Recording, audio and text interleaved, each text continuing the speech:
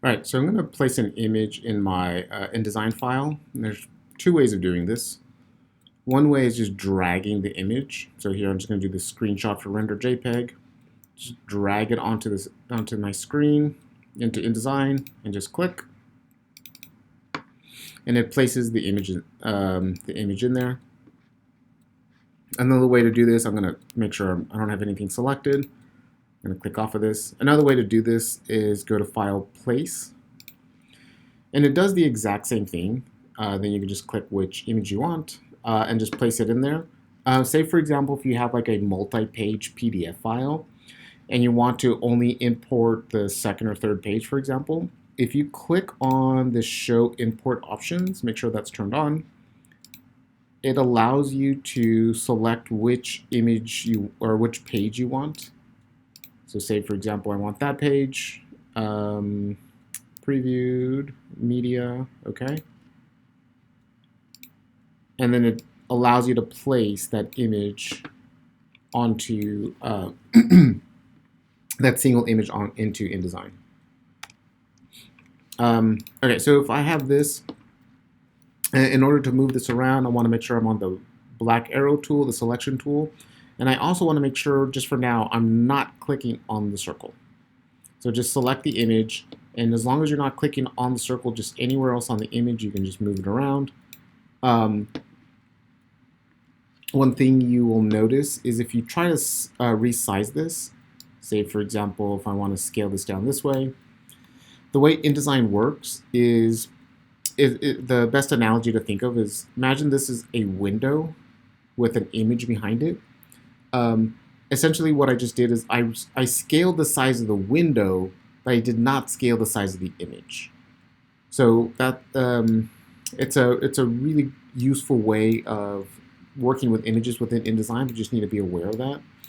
I'm going to undo this a couple times until I'm back to my the original size.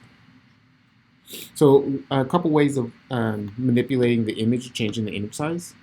I'm going to select the image, and over here under my properties, I'm going to just change the percentage. So like it's at 100%, I'm going to just change this to like 90%. And it should have scaled it down proportionally 90%. As you're doing this, the one thing to pay attention to is this little 9-square grid. So depending on which square is highlighted, that's where it will scale it down from. So if the top left is selected and I do 90%, it scales it down from the top left, or the bottom right, for example, and I hit 90%, it scales it down from the bottom right.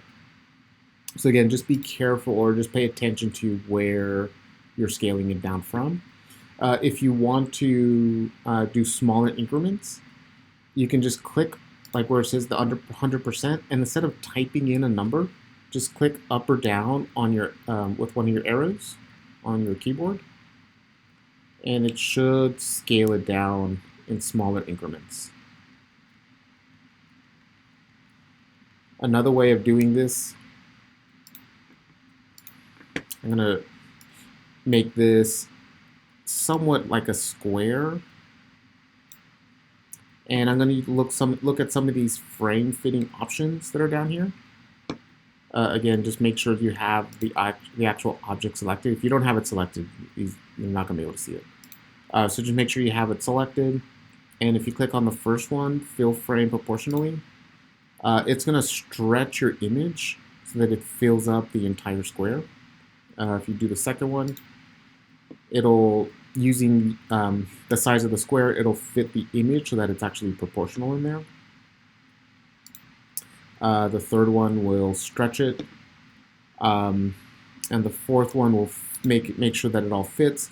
The best way to do this is if you click on the second one, the fit content proportionally, and then click on the and what will happen is you'll have like the extra space on the top and the bottom. But then if you click on the fourth one, fit frame to content, it will match the actual size again. This is really useful. The ability to essentially like crop this is really useful. So say, for example, I don't want I don't want to see those gray bars on the side. I'm just going to crop this or just move the outside rectangle so I don't see those gray bars, which is really helpful.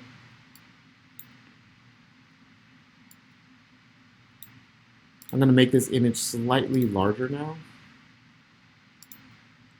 I'm going to go, at least in my case, I'll probably do 200%. Maybe a little bit larger.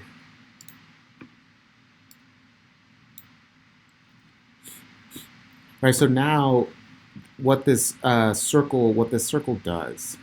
So if I click and hold the circle and I move this around, what I'm doing is I'm not adjusting the outside rectangle.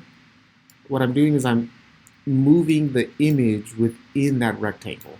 So essentially moving the image within that window that it's letting me see.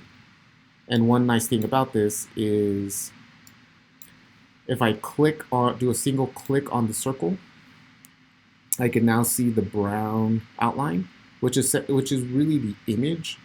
And if I move this around while holding shift, because I want to make sure it stays proportional, I can scale essentially the image inside of this window that I'm seeing. So it's a really helpful, useful way of